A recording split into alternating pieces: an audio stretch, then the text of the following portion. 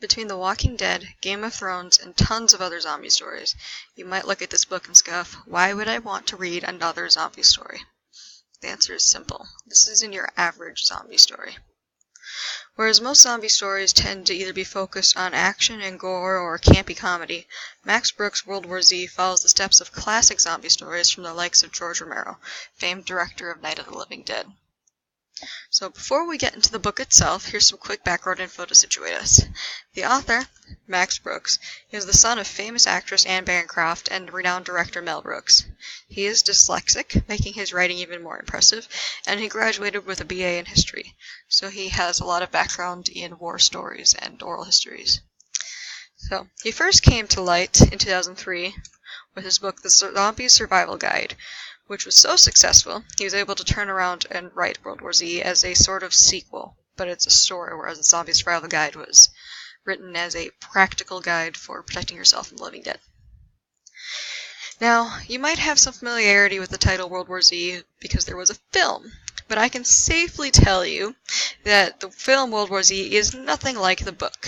It steers in a drastically different direction, so they're only similar in name. So if you didn't like the movie, you can rest assured this is nothing like it. Now that you know a little bit about the background, let's talk about what's in the book itself. So, the book takes place about 10 years after the international zombie war ended in the US and China. They were able to mostly eradicate the zombies around the world and have begun rebuilding their lives. And they are safe for now, anyways.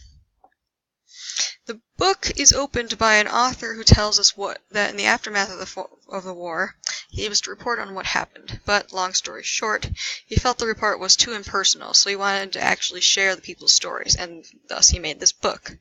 So the book is written as personal interviews with survivors of the war from all over the world. Some good, some bad, but all using human ingenuity and different forms of technology to communicate and survive. Hence the icons on the screen. And so, rest assured, all the main characters survive. This is not like Game of Thrones. Like most zombie stories, the focus is on the people, but there are, obviously, zombies in the story, ruining people's days.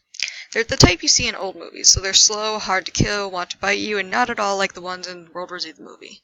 So they're not your typical running, rabid zombies.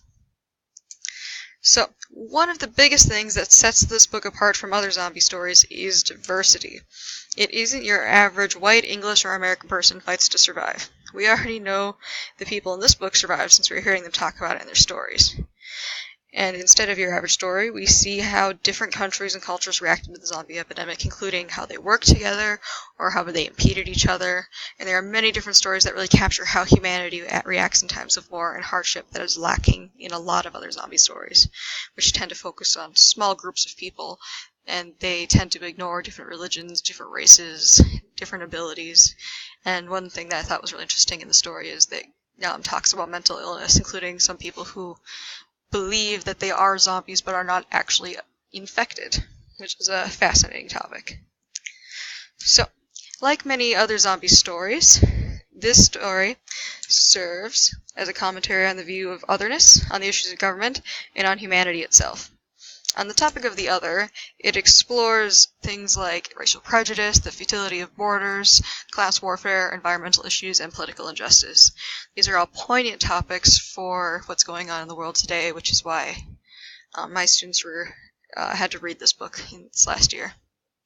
So, for government, the book can be a bit on the nose at first because the government behaves exactly as you would expect it to in any horror story. They're incompetent, flawed, problematic, but interestingly enough, they're necessary in the story.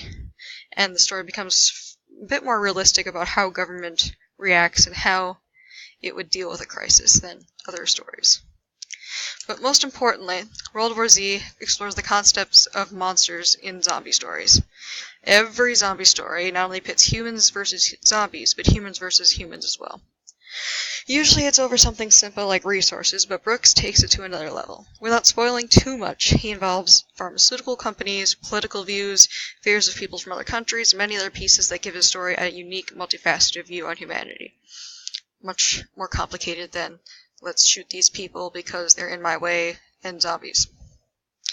So, now, other zombie stories tend to be more action-oriented and focus on a much larger scale than World War Z. So, this kind of separates World War Z from most of the other ones. And not to mention there's not any visual gore, so if you're kind of icked out by that, this is a really good book for you. And it's the brainchild of like zombie classics like work from George Romero, so it's not so much built on the cliche of zombies, but takes a look at them in a socio-political concept. And additionally, it's very realistic in comparison because it focuses on so many different parts of humanity. And it's really interesting and things you can find characters and things to relate to in the story. Anyways, thank you for watching, and I hope you enjoyed this video, and I look forward to seeing you or to hearing from you and seeing your comments. Also, watch out for zombies. Thank you.